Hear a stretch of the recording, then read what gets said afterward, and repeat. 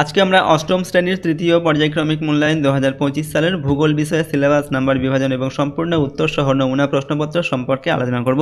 তো চলো এই ভিডিওতে আমরা class 8 third unit test 2025 geography সাবজেক্টের সিলেবাস মার্কস রিভিশন এবং এই কোশ্চেন পেপার ও তার উত্তরগুলো দেখে নিই। থার্ড ইউনিট টেস্ট অর্থাৎ ফাইনাল পরীক্ষা তোমাদের 70 নম্বরের পূর্ণমান থাকবে এবং সময় দেওয়া থাকবে 2 ঘন্টা 30 মিনিট। যদি এই প্রশ্নোত্তরের পিডিএফ ফাইলগুলো তোমরা পেতে যাও, সহজ লেসন অ্যাপটি ইনস্টল করবে। অ্যাপের লিঙ্ক ডেসক্রিপশন বক্সে দেওয়া আছে, সেখান থেকে তোমরা অ্যাপটিকে ডাউনলোড করে প্রশ্নোত্তরের পিডিএফগুলো নিতে পারো। পিডিএফগুলো পেইড কোর্সের মধ্যে দেওয়া থাকবে এবং এই পেইড কোর্সের মধ্যে তোমরা সমস্ত সাবজেক্টের question answer, suggestion, model question paper, syllabus, marks division এইসব ভিডিও আর পিডিএফগুলো কিন্তু পেয়ে যাবে। পিডিএফগুলোকে ডাউনলোড করে নিতে পারবে এবং ভিডিওগুলো সেখান থেকে তোমরা অ্যাড ছাড়াই দেখতে পারবে। দেখো প্রথমে সিলেবাসের মধ্যে কোন কোন অধ্যায় রয়েছে সেগুলো দেখে নাও। পৃথিবীর অন্দরমহল, অস্থিত পৃথিবী, শিলা, চাপবলয় ও বায়ুপ্রবাহ, মেঘ বৃষ্টি, জলবায়ু অঞ্চল, মানুষের কার্যাবলী ও পরিবেশের অবনমন, উত্তর আমেরিকা, দক্ষিণ আমেরিকার, ওশেনিয়া, এইগুলো তোমাদের পড়তে হবে তোমাদের ফাইনাল পরীক্ষার জন্য। ঠিক আছে, এবার কীরকম প্রশ্ন তোমাদের পরীক্ষা দেওয়া হবে সেগুলো দেখে নাও। 70 নম্বরের পরীক্ষা নেওয়া হবে, সময় থাকবে 2 ঘন্টা 30 মিনিট। এখানে তোমাদের প্রথমে হচ্ছে কোনো স্কুলে কিন্তু ম্যাপ পয়েন্টিং দেওয়া হয়, কোনো স্কুলে দেওয়া হয় না। তো ম্যাপ পয়েন্টিংয়ের জন্য তোমাদের 5 নম্বর থাকবে টোটাল। এই যে উত্তর আমেরিকা, দক্ষিণ আমেরিকা, ওশেনিয়া, এই 3টে অধ্যায় থেকে সাধারণত ম্যাপ পয়েন্টিং দেওয়া হয়। এরপর 10টি এমসিকিউ প্রশ্ন দেওয়া থাকবে। ঠিক আছে, 1 নম্বর মানের প্রশ্ন, এগুলো সঠিক উত্তর বেছে নিয়ে লিখতে হবে। তারপর 20টা এসএকিউ প্রশ্ন থাকবে, এগুলো 1 নম্বর মানের প্রশ্ন, এগুলো তোমাদের এক কথায় উত্তর লিখতে হবে বা সত্য মিথ্যা নির্বাচন করতে হবে, শূন্যস্থান পূরণ করতে হবে বা স্তম্ভ মেলাতে হবে, এরকম প্রশ্ন দেওয়া থাকবে। তারপর 4টি 2 নম্বর মানের প্রশ্ন উত্তর লিখতে হবে, 4 2 8 নম্বর, 4টি 3 নম্বর মানের প্রশ্নের উত্তর লিখতে হবে, 3 4 12 নম্বর এবং 3টি 5 নম্বর মানের প্রশ্নের উত্তর লিখতে হবে, 3 5 15 নম্বর। তো এইরকম প্যাটার্নে কিন্তু তোমাদের প্রশ্ন থাকবে। দেখো টোটাল 70 নম্বরের। ওকে, তো ডান দিকে যেগুলো দেখতে পাচ্ছ এগুলো হচ্ছে তোমাদের এই যে ওশেনিয়া অধ্যায়। ঠিক আছে, এই অধ্যায় থেকে টোটাল মার্কস থাকতে হচ্ছে 12 নম্বর। দক্ষিণ আমেরিকা এবং উত্তর আমেরিকা এই দুটো অধ্যায় থেকে থাকছে শুধুমাত্র 2 নম্বর করে প্রশ্ন থাকছে। ওকে, এখান থেকে এই যে দুটি অধ্যায় এগুলো থাকছে, এখান থেকে থাকছে কত 12 নম্বর করে প্রশ্ন থাকবে। এরকম করে কিন্তু তোমাদের প্রশ্ন দেওয়া থাকবে। বাকি যে অধ্যায়গুলো থাকছে এগুলো দেখো প্রতিটি অধ্যায় থেকে তোমাদের 6 নম্বর করে টোটাল করে প্রশ্ন দেওয়া থাকছে, এরকম করে থাকবে। ঠিক আছে, তো চলো আমরা এখন একটি কোশ্চেন পেপার এবং তার উত্তর দেখে নেব। দেখো প্রথমে দেওয়া আছে 1 নম্বর দাগে, পৃথিবীর রেখা মানচিত্রে উপযুক্ত চিহ্ন ও সংকেত সহ চিহ্নিত করো 1 × 5 = 5। 1 নম্বর হচ্ছে মার্ডার্লিং অববাহিকা, সেলভা অরণ্য, হ্রদ অঞ্চল আর উত্তর আমেরিকার ভূমধ্যসাগরীয় জলবায়ু অঞ্চল, আন্দিজ পর্বতমালা। এগুলো তোমাদের যে ম্যাপ দেওয়া হয় সেখানে চিহ্নিত করতে হবে। ওকে, পরের 2 নম্বর দাগের প্রশ্ন, সঠিক উত্তরটি বেছে নিয়ে নির্বাচন করতে হবে, যে কোনো 10টি, 1 × 10 = 10। 1 নম্বর দাগে, ভূমিকম্পের কেন্দ্র থেকে উপকেন্দ্রে প্রথম পৌঁছায় পি, এস না এল তরঙ্গ। তো ভূমিকম্পের কেন্দ্র থেকে উপকেন্দ্রে প্রথম পৌঁছায় হচ্ছে পি তরঙ্গ। 2 নম্বর, গ্রাফাইট এক প্রকার রূপান্তরিত আগ্নেয় না পাললিক শিলা। তো গ্রাফাইট হচ্ছে এক প্রকার রূপান্তরিত শিলা। ওসিয়ানিয়া মহাদেশের ক্ষুদ্রতম দেশ হলো মাইক্রোনেশিয়া, নিউগিনি না নাইরু। তো এশিয়া মহাদেশের ক্ষুদ্রতম দেশ হচ্ছে নাইরু। নিউজিল্যান্ডের একটি জীবন্ত আগ্নেয়গিরি হলো রুহা পেহু। তারপর হচ্ছে কিলাউইয়া না মৌনা লোয়া। তো নিউজিল্যান্ডের একটি জীবন্ত আগ্নেয়গিরির নাম হচ্ছে রুহা পেহু। 5 নম্বর হচ্ছে পাতালিক আগ্নেয় শিলার উদাহরণ গ্রানাইট, ডোলেরাইট না নিস। তো পাতালিক আগ্নেয় শিলার উদাহরণ গ্রানাইট। 6 নম্বর, ভোপাল গ্যাস দুর্ঘটনার নির্গত বিষাক্ত গ্যাসের নাম CO2, MIC, CH4। উত্তর লিখবে এখানে MIC। ভোপাল গ্যাস দুর্ঘটনার নির্গত বিষাক্ত গ্যাসের নাম হচ্ছে MIC। রুপোর্ট শহর বলা হয় ব্রোকেন হিল, অ্যাডিলেড না পার্থকে। তো রুপোর্ট শহর বলা হয় ব্রোকেন হিলকে। জলীয় বাষ্প জলকণায় পরিণত হওয়ার প্রক্রিয়া হলো বাষ্পীভবন, ঘনীভবন, শিশিরাঙ্কন। তো জলীয় বাষ্প জলকণায় যখন পরিণত হয় যে প্রক্রিয়া সেটা হচ্ছে ঘনীভবন প্রক্রিয়া। মার্শাল দ্বীপ অবস্থিত মাইক্রোনেশিয়ায়, মেলানেশিয়ায়, পলিনেশিয়ায়। তো মার্শাল দ্বীপ কোথায় অবস্থিত? মাইক্রোনেশিয়ায়। পরের প্রশ্ন, পাম্পাস অঞ্চলের এস্টেনসিয়া পশুচারণ ভূমি, চাষের জমি না কসাইখানা। তো পাম্পাস অঞ্চলের এস্টেনসিয়া এটা হচ্ছে পশুচারণ ভূমি। 3 নম্বর দাগে নিচের প্রশ্নগুলির নির্দেশ মতো উত্তর দাও। দেখো 3-এর 1-এর দাগে শূন্যস্থান পূরণ করতে হবে, যে কোনো 5টি। 1 × 5 = 5। ড্যাশ জলবায়ুর অন্যতম বৈশিষ্ট্য হলো শীত ও গ্রীষ্মে বিপরীতমুখী বায়ু প্রবাহ। তো এখানে মৌসুমী জলবায়ুর অন্যতম বৈশিষ্ট্য হলো শীত ও গ্রীষ্মে বিপরীতমুখী বায়ু প্রবাহ। মোহ স্কেল অনুসারে সর্বনিম্ন কাঠিন্যের খনিজ হলো, এখানে উত্তর লিখবে ট্যাল্ক। পরের প্রশ্ন, স্যামোয়েদ অধিবাসীদের অবস্থান হলো, এখানে উত্তর হচ্ছে তুন্দ্রা, সাইবেরিয়ান বা তুন্দ্রা জলবায়ু অঞ্চল। এরপর অত্যন্ত পাতলা দড়ির মতো পৃষ্ঠ দেশযুক্ত লাভার নাম হচ্ছে পাহোহো। পরের প্রশ্ন, ড্যাশ হলো পাম্পাস অঞ্চলের প্রধান কৃষিজ ফসল। উত্তর লিখবে এখানে অস্ট্রেলিয়ার।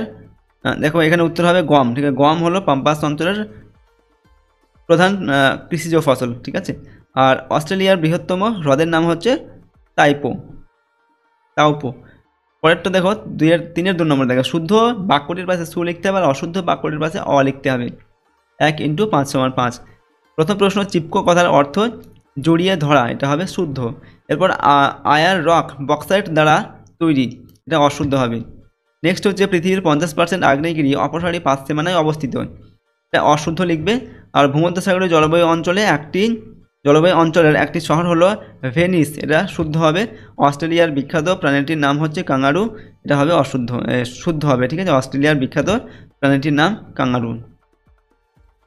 বাম স্তম্ভের সঙ্গে ডান স্তম্ভে মেলাতে হবে। 1 × 5 = 5। এখানে বাম দিকে দেওয়া আছে গ্যারি, এখানে উইসকনসিন, ডেট্রয়েট, ভেসুভিয়াস, ফ্লাই। তো ডান দিকে দেওয়া আছে পাপুয়া নিউ গিনির নদী, ডেয়ারি শিল্পের প্রধান কেন্দ্র, আগ্নেয়গিরি, লৌহ ইস্পাত শিল্প, মোটর গাড়ি নির্মাণ শিল্প।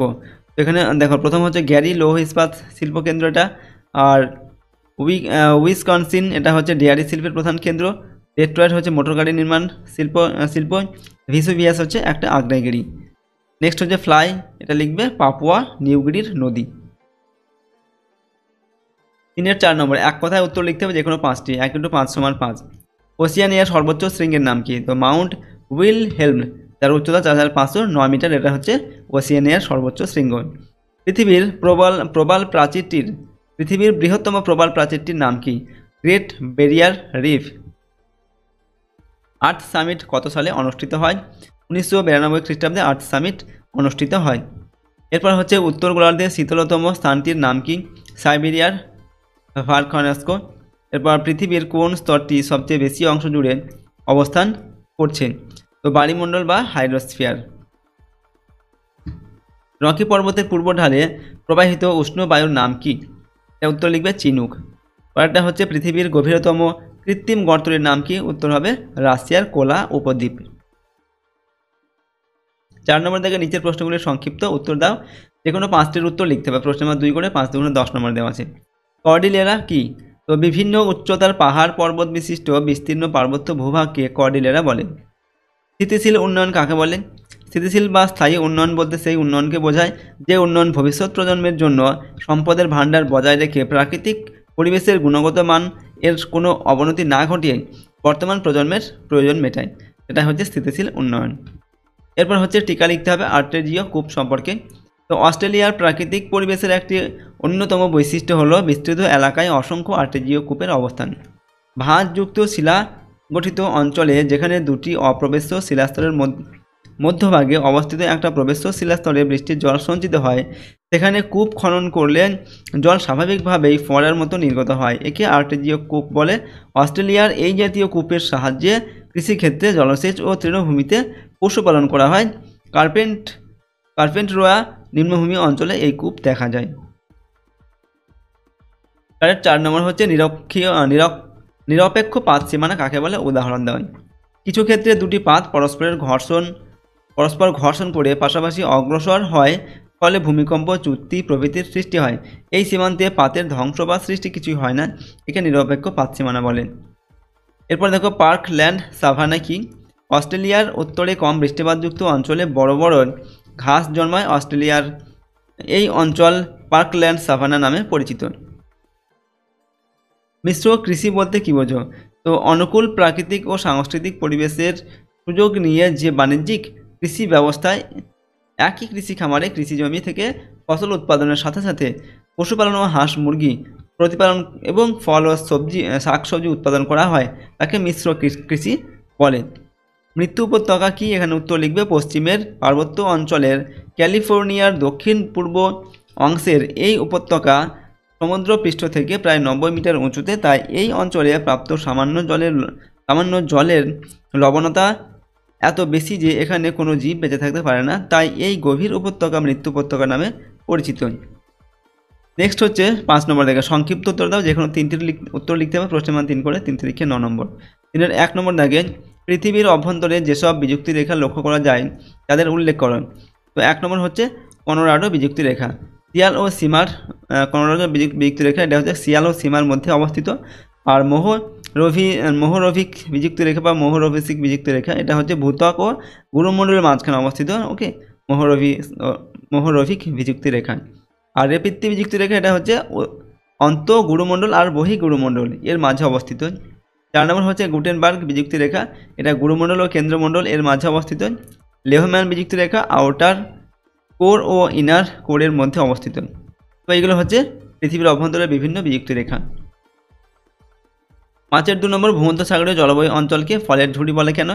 তো ভূমধ্যসাগরীয় জলবায়ু অঞ্চলকে ফলের ঝুড়ি বলা হয় কারণ ঝলমলে মনোরম আবহাওয়ায় এই অঞ্চলে প্রচুর মূল্যবান ফল যেমন আঙুর, জলপাই, আপেল, নাশপাতি, কমলালেবু, পিচ, আখরোট, বাদাম, কুল, ডুমুর ও নানা ধরনের লেবু প্রভৃতি প্রচুর পরিমাণে উৎপাদিত হয়, তাই এই অঞ্চলকে ফলের ঝুড়ি বলে। 5-এর 3 নম্বর, গ্রেট ব্যারিয়ার রিফ কি? অস্ট্রেলিয়ার উত্তর পূর্ব দিকে উপকূলের প্রায় সমান্তরালে কোরাল সাগরে রয়েছে প্রায় 2000 কিলোমিটার লম্বা বিশ্বের দীর্ঘতম প্রবাল প্রাচীর। একে বলে গ্রেট ব্যারিয়ার রিফ। এটি অস্ট্রেলিয়ার পূর্ব উপকূলের একটি আকর্ষণীয় বৈশিষ্ট্য। প্রবাল কিট জমে সমুদ্রের মধ্যে এই আশ্চর্য প্রাচীর সৃষ্টি হয়েছে, জাহাজ চলাচলে বাধা সৃষ্টি করে বলে এই প্রাচীরের নাম গ্রেট ব্যারিয়ার রিফ। এরপর হচ্ছে 5-এর 4 নম্বর, কানাডীয় সিল অঞ্চল কাগজ ও কাষ্ঠ শিল্পে উন্নত কেন? এখানে দক্ষিণ ও দক্ষিণ পূর্ব অংশে প্রচুর সরলবর্গীয় অরণ্য রয়েছে। আয়তনে এই বনভূমি পৃথিবীর দ্বিতীয় বৃহত্তম। এই বনভূমি প্রচুর নরম প্রকৃতির কাঠই হলো কাষ্ঠ ও কাগজ শিল্পের প্রধান কাঁচামাল। শিল্প অঞ্চলের খরস্রোতা নদীগুলি থেকে উন্নত জলবিদ্যুৎ, দক্ষ শ্রমিকের যোগান, প্রচুর মূলধনের যোগান সহ সহযোগিতা। এছাড়া অন্য যে কারণগুলি এই দুই শিল্পের উন্নতিতে সাহায্য করেছে তা হলো শীতকালে এখানের নদীগুলি জমে বরফ হয়ে যায়, তখন গাছ কেটে বরফের নদীতে ফেলে রাখা হয়। গরমকালে বরফ গলে কাঠগুলো চেরাই কলে পৌঁছে যায়। ওকে, ভাসতে ভাসতে চেরাইগুলো চলে যায় আর কি, সেখান থেকে আবার তুলে নেওয়া হয়। এরপর হচ্ছে 5-এর 5 নম্বর, পরিবেশের অবনমনের 2টি কারণ লেখো। পরিবেশের অবনমনের 2টি কারণ হলো, 1 নম্বর প্রাকৃতিক কারণ হচ্ছে কি ঝড়, বন্যা, খরা, ভূমিকম্প, অগ্নুৎপাত, সুনামি, ধস প্রভৃতি প্রাকৃতিক শক্তির প্রভাবে ভূপ্রাকৃতিক পরিবেশের পরিবর্তন হয়। একই সঙ্গে প্রাকৃতিক পরিবেশের অবনমন ঘটে। 2 নম্বর মানুষ্য সৃষ্ট কারণ, আধুনিক কৃষি, শিল্প, পরিবহন, নানান উন্নয়নমূলক কার্যকলাপ পরিবেশের স্বাভাবিক চক্রকে ব্যাহত করে। অবৈজ্ঞানিক কৃষি উৎপাদন, শিল্প বর্জ্য, অপরিকল্পিত নগরায়ন, এরপর হচ্ছে নদীর স্বাভাবিক গতি রোধ করে জলাধার নির্মাণ, বৃক্ষচ্ছেদন পরিবেশের নানান সমস্যা সৃষ্টি করে ও তার অবনমন ঘটায়। ঠিক আছে, এগুলো হচ্ছে পরিবেশের অবনমনের কারণ আর কি। তো নেক্সট হচ্ছে 6 নম্বর দাগে নিচের প্রশ্নগুলির উত্তর দাও। এখানে বিকল্প প্রশ্নগুলি লক্ষণীয়। এখানে 3টির উত্তর লিখতে হবে, প্রশ্ন মান 5 করে 3 5 15 নম্বর। এর 1 নম্বর দাগে হচ্ছে পৃথিবীর অন্দরমহলের গঠন চিত্র সহ ব্যাখ্যা করো। তো বিজ্ঞানীরা পৃথিবীর অভ্যন্তর ভাগকে 3টি প্রধান স্তরে ভাগ করেছেন, যথা ভূত্বক, গুরুমণ্ডল ও কেন্দ্রমণ্ডল। ভূত্বক কি? পৃথিবীর সবচেয়ে উপরের কঠিন অংশকে ভূত্বক বলা হয়। ভূত্বকের গড় গভীরতা প্রায় 30 কিলোমিটার। আর গুরুমণ্ডল হচ্ছে ভূত্বকের নিচের স্তরটি গুরুমণ্ডল নামে পরিচিত। গুরুমণ্ডলের বিস্তার প্রায় 2900 কিলোমিটার পর্যন্ত। উষ্ণতা হচ্ছে 2000 থেকে 3000 ডিগ্রি সেলসিয়াসের মতো। কেন্দ্রমণ্ডল হচ্ছে অভ্যন্তরে সর্বনিম্ন স্তরটি, যা পৃথিবীর কেন্দ্রকে বেষ্টন করে রয়েছে, তাকে কেন্দ্রমণ্ডল বলে। কেন্দ্রমণ্ডল গুরুমণ্ডলের নিম্ন স্তর অর্থাৎ 2900 কিমি থেকে 6370 কিলোমিটার পর্যন্ত বিস্তৃত। কেন্দ্রমণ্ডলের গড় উষ্ণতা প্রায় 5000 ডিগ্রি সেলসিয়াস। এবং এটা হচ্ছে গুরুমণ্ডল, শিলামণ্ডল, গুরুমণ্ডল এবং কেন্দ্রমণ্ডলের যে 3টি স্তর, সেটা তোমরা পারলে কিন্তু এরকম একটা চিত্র এঁকে দেখাবে। ওকে, এরপর এর সঙ্গে অথবা দিয়ে রয়েছে পৃথিবীর স্থায়ী বায়ুচাপ বলয়গুলির চিত্রসহ বিবরণ দাও। তো পৃথিবীর স্থায়ী বায়ুচাপ বলয়, পৃথিবীতে মোট 7টি বায়ুচাপ বলয় আছে। এদের মধ্যে 3টি নিম্নচাপ বলয় ও 4টি উচ্চচাপ বলয়। এই বায়ুচাপ বলয়গুলি হলো 1 নম্বর নিরক্ষীয় নিম্নচাপ বলয়। এর অবস্থান কোথায়? নিরক্ষীয় রেখার উভয় দিকে 5 ডিগ্রি অক্ষাংশের মধ্যে অবস্থিত। এর নিরক্ষীয় শান্ত বলয়। ঠিক আছে, এটা নিরক্ষীয় শান্ত বলয় বলা হয়। সৃষ্টির কারণ হচ্ছে কি না সূর্যরশ্মির লম্ব কিরণ। এই অঞ্চলে সারা বছর সূর্যরশ্মি লম্বভাবে পড়ে বলে বায়ু সারা বছরই উষ্ণ ও হালকা হয়। 2 নম্বর হচ্ছে বায়ুতে জলীয় বাষ্পের উপস্থিতি। এখানে জলভাগের পরিমাণ বেশি বলে বায়ুতে জলীয় বাষ্পের পরিমাণ বেশি থাকে, ফলে বায়ু হালকা হয়। 3 নম্বর হচ্ছে পৃথিবীর আবর্তনের গতিবেগ। পৃথিবীর আবর্তন গতিবেগ নিরক্ষীয় অঞ্চলে সর্বাধিক হয় বলে বায়ু উত্তর ও দক্ষিণে বিক্ষিপ্ত হয়, অর্থাৎ বায়ুর ঘনত্ব কমে যায়। এর ফলে নিরক্ষীয় অঞ্চলে নিম্নচাপের সৃষ্টি হয়েছে। তো এইগুলো হচ্ছে নিরক্ষীয় অঞ্চলে নিম্নচাপ সৃষ্টির কারণ। 2 নম্বর হচ্ছে কর্কটীয় উচ্চচাপ বলয় ও মকরীয় উচ্চচাপ বলয়। এর অবস্থান কোথায় না নিরক্ষীয় নিম্নচাপ বলয়ের উভয় দিকে 25 ডিগ্রি থেকে 35 ডিগ্রি উত্তর ও দক্ষিণ অক্ষাংশের মধ্যে অবস্থিত এই কর্কটীয় ও মকরীয় উচ্চচাপ বলয়। সৃষ্টির কারণ কি না নিরক্ষীয় অঞ্চলের 1 নম্বর হচ্ছে নিরক্ষীয় অঞ্চলের বায়ু। নিরক্ষীয় অঞ্চলের উষ্ণ ও আর্দ্র বায়ু উপরে উঠে মেরু অঞ্চলের দিকে প্রবাহিত হওয়ার সময় উচ্চতার প্রভাবে ধীরে ধীরে শীতল ও সংকুচিত হয়ে 25 ডিগ্রি থেকে 35 ডিগ্রি অক্ষরেখা বরাবর নিচের দিকে নেমে আসে বলে এই অংশে বায়ুর ঘনত্ব বৃদ্ধি পায়। আর 2 নম্বর মেরু অঞ্চলের বায়ু। পৃথিবীর আবর্তন গতির জন্য 2 মেরু অঞ্চল থেকে যে ঠান্ডা ও ভারী বায়ু নিরক্ষীয় অঞ্চলের দিকে প্রবাহিত হয়, তারও কিছু অংশ এই অঞ্চলে নেমে এসে বায়ুর ঘনত্ব বৃদ্ধি করে। তো এইগুলো হচ্ছে কর্কটীয় ও মকরীয় উচ্চ চাপ বলয় সৃষ্টির কারণ। 3 নম্বর হচ্ছে সুমেরু বৃত্ত প্রদেশীয় নিম্নচাপ বলয় এবং কুমেরু বৃত্ত প্রদেশীয় নিম্নচাপ বলয়। এর অবস্থানটা কোথায় না 2 মেরু প্রদেশের নিকটবর্তী অঞ্চলে, অর্থাৎ 60 ডিগ্রি থেকে 90 ডিগ্রি অক্ষাংশের মধ্যে অবস্থিত। সৃষ্টির কারণ হচ্ছে পৃথিবীর আবর্তনের গতিবেগ। পৃথিবীর আবর্তন বেগ 2 মেরুর তুলনায় মেরু বৃত্ত প্রদেশে অপেক্ষাকৃত বেশি। এজন্য এই অঞ্চলের বায়ু বেশি পরিমাণে বিক্ষিপ্ত হয়, ফলে বায়ুর ঘনত্ব হ্রাস পায়। 2 নম্বর বায়ুর উষ্ণতা বৃদ্ধি। বায়ু 2 মেরু অঞ্চল থেকে আগত শীতল ও ভারী বায়ু মেরু বৃত্ত অঞ্চলে পৌঁছালে উষ্ণতা বৃদ্ধি পায়, কারণ বৃদ্ধির কারণে আয়তন বেড়ে যায়। এজন্য 2 মেরুবৃত্ত প্রদেশে বায়ুর ঘনত্ব ও চাপ কম হয়। আর 4 নম্বর হচ্ছে সুমেরু উচ্চচাপ বলয় ও কুমেরু উচ্চচাপ বলয়। এর অবস্থানটা কোথায়? সুমেরু উত্তর মেরু ও দক্ষিণ মেরু সংলগ্ন এলাকায় এটা অবস্থিত। ঠিক আছে। সৃষ্টির কারণ হচ্ছে প্রচণ্ড ঠান্ডার জন্য এই অঞ্চলের বায়ু শীতল ও ভারী হয়। 2 নম্বর বায়ুতে জলীয় বাষ্পের অভাব। বাষ্পীভবন খুব কম হয় বলে বায়ুতে জলীয় বাষ্পের পরিমাণ কম থাকে। ঠিক আছে। 3 নম্বর কারণ বায়ুর ঘনত্ব ও চাপের বৃদ্ধি। পার্শ্ববর্তী মেরুবৃত্ত অঞ্চলের নিম্নচাপ বলয় থেকে ঊর্ধ্বগামী বায়ুর কিছু অংশ শীতল হয়ে এই অংশে নেমে আসে বলে বায়ুর ঘনত্ব ও চাপ বৃদ্ধি পায়। তো এইগুলো হচ্ছে সুমেরু উচ্চচাপ আর কুমেরু উচ্চচাপ বলয়ের সৃষ্টির কারণ। এটা হচ্ছে একটা চিত্র। ঠিক আছে। এটা চিত্রটা কিন্তু আমাদের বইতেও রয়েছে, তোমরা পারলে কিন্তু চিত্রটা আঁকার চেষ্টা করবে। ওকে। নেক্সট প্রশ্ন আমরা দেখবো 6-এর 2 নম্বর। মারে ডার্লিং অববাহিকার স্বাভাবিক উদ্ভিদ ও কৃষির বিবরণ দাও। তো মারে ডার্লিং অববাহিকার স্বাভাবিক উদ্ভিদ ও কৃষি নাতিশীতোষ্ণ জলবায়ু ও কম বৃষ্টিপাতের জন্য মারে ডার্লিং অববাহিকায় ছোট ছোট ঘাসের বিশাল তৃণভূমি দেখা যায়। এই তৃণভূমি ডাউন্স নামে পরিচিত। এই অববাহিকার পূর্ব দিকের কয়েকটি স্থানে ওক, ম্যাপল, পপলার প্রভৃতি পর্ণমোচী গাছ দেখা যায়। মারে ডার্লিং অববাহিকা অস্ট্রেলিয়ার সবচেয়ে কৃষি সমৃদ্ধ অঞ্চল। এই অববাহিকার প্রধান কৃষিজ ফসল হলো গম। এখানে উন্নত যন্ত্রের সাহায্যে যব, ভুট্টা, ওট, রায় উৎপাদন করা হয়। অববাহিকার দক্ষিণের ভূমধ্যসাগরীয় জলবায়ু অঞ্চলে আঙুর, লেবু, আপেল, পিচ, কমলালেবু, নাশপাতি প্রভৃতি ফলের চাষ হয়। এগুলো আমরা লিখলাম মারে ডার্লিং অববাহিকার স্বাভাবিক উদ্ভিদ আর কৃষি। অথবা দিয়ে দেওয়া আছে ওসিয়ানিয়ার নদ নদীর বিবরণ দাও, সংক্ষিপ্ত বিবরণ দাও। তো ওসিয়ানিয়ার অধিকাংশ নদী গ্রেট ডিভাইডিং রেঞ্জের উপর ও পশ্চিম ঢাল থেকে উৎপন্ন হয়েছে। এর মধ্যে প্রধান হলো মারে ডার্লিং নদী। ভিক্টোরিয়া প্রদেশের অস্ট্রেলিয়ান আলপাস থেকে উৎপন্ন হয়ে মারে ডার্লিং এনকাউন্টার উপসাগরে পড়েছে। মারের প্রধান উপনদী ডার্লিং নিউ ইংল্যান্ড রেঞ্জ থেকে উৎপন্ন হয়ে দক্ষিণ পশ্চিম দিকে প্রবাহিত হয়ে ওয়েন্টওয়ার্থ শহরের কাছে মারে নদীতে পড়েছে। মারের অপর একটি উপনদী হল মারানবিজি। ওকে। অস্ট্রেলিয়ার অন্যান্য নদীগুলি হল হান্টার, ফ্রিজয়, ব্রিসবেন, কুপার, আয়া প্রভৃতি নদী গ্রেট ডিভাইডিং রেঞ্জ থেকে বেরিয়ে পূর্ব দিকে প্রশান্ত মহাসাগরে পড়েছে। ওসিয়ানিয়া মহাদেশের অন্যান্য নদ নদীর মধ্যে নিউজিল্যান্ডের ওয়াইটাকি, ক্লথ, ওয়ানগামুই, পাপুয়া, নিউগিনির ফ্লাই, তাসমানিয়ার ডারওয়েন্ট, মকওয়াবি ও গর্ডন উল্লেখযোগ্য। 3 নম্বর প্রশ্ন হচ্ছে নিরক্ষীয় জলবায়ু অঞ্চলের বর্তমান অবস্থান ও বৈশিষ্ট্য লিখতে হবে। তো নিরক্ষীয় জলবায়ু অঞ্চলের অবস্থানটা হচ্ছে কোথায়? নিরক্ষ রেখার উভয় দিকে 5 থেকে 10 ডিগ্রি উত্তর ও দক্ষিণ অক্ষরেখার মধ্যে নিরক্ষীয় জলবায়ু অঞ্চলটা অবস্থান করে।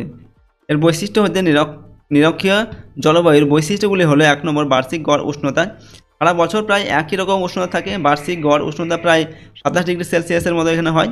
2 নম্বর বার্ষিক উষ্ণতার পার্থক্য, উষ্ণতার প্রসার খুব কম, বার্ষিক উষ্ণতার পার্থক্য 2 ডিগ্রি সেলসিয়াস থেকে 3 ডিগ্রি সেলসিয়াস। আর 3 নম্বর হচ্ছে আর্দ্রতা, এই অঞ্চলে সারা বছরই বায়ুর আর্দ্রতা খুব বেশি, 80% থেকে 90% থাকে এখানে বায়ুর আর্দ্রতা। 4 নম্বর ঋতু পরিবর্তন, নিরক্ষীয় জলবায়ু অঞ্চলের ঋতু পরিবর্তন হয় না। ওকে।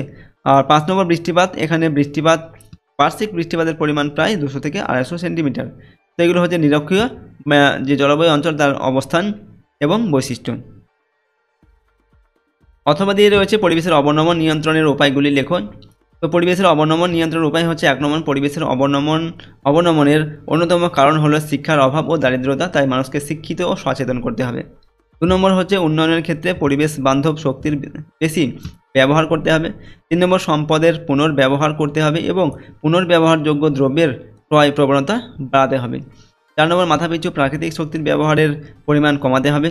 5 নম্বর জনসংখ্যা আর দেশের সম্পদের মধ্যে যাতে ভারসাম্য থাকে তার দিকে লক্ষ্য রাখতে হবে।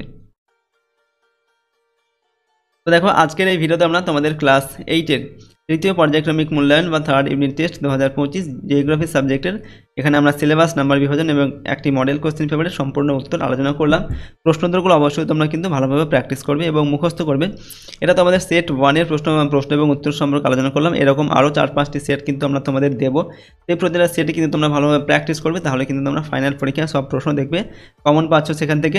যে কোনো একটি সেট যদি তোমরা প্র্যাকটিস করে রাখো সেখান থেকে কিন্তু সমস্ত প্রশ্ন তোমরা পরীক্ষায় কমন পাবে না। ওকে। যদি এই প্রশ্নোত্তর পিডিএফ ফাইলগুলোকে তোমরা পেতে যাও, সহজ লেসনে অ্যাপটিকে ইনস্টল করে রাখবে। অ্যাপের লিঙ্ক ডেসক্রিপশন বক্সে দেওয়া আছে, সেখান থেকে তোমরা অ্যাপটিকে ডাউনলোড করে প্রশ্নোত্তরের পিডিএফগুলো নিতে পারো। পিডিএফগুলো পেইড কোর্সের মধ্যে দেওয়া থাকবে এবং সেখান থেকে এই পেইড কোর্সের মধ্যে তোমরা সমস্ত সাবজেক্টের question answer, suggestion, model question paper, syllabus, marks division এই সব কিছু ভিডিও আর পিডিএফগুলো পাবে। পিডিএফগুলোকে ডাউনলোড করে নিতে পারবে এবং ভিডিওগুলো সেখান থেকে অ্যাড ছাড়াই দেখতে পারবে। যদি তোমরা আমাদের এই চ্যানেলে নতুন হও, চ্যানেলটিকে প্লিজ সাবস্ক্রাইব করবে, বেল আইকনে প্রেস করে অল অপশানটিকে সিলেক্ট করে রাখবে পরবর্তী ভিডিওগুলি পাওয়ার জন্য। ভিডিওটিতে অবশ্যই লাইক করবে, ভিডিওটিকে বন্ধু-বান্ধবের সঙ্গে শেয়ার করবে, কমেন্ট বক্সে তোমাদের মতামত লিখবে। তো আজকে আমরা এই ভিডিওটিকে এখানে শেষ করছি। সম্পূর্ণ ভিডিওটি দেখার জন্য অসংখ্য ধন্যবাদ।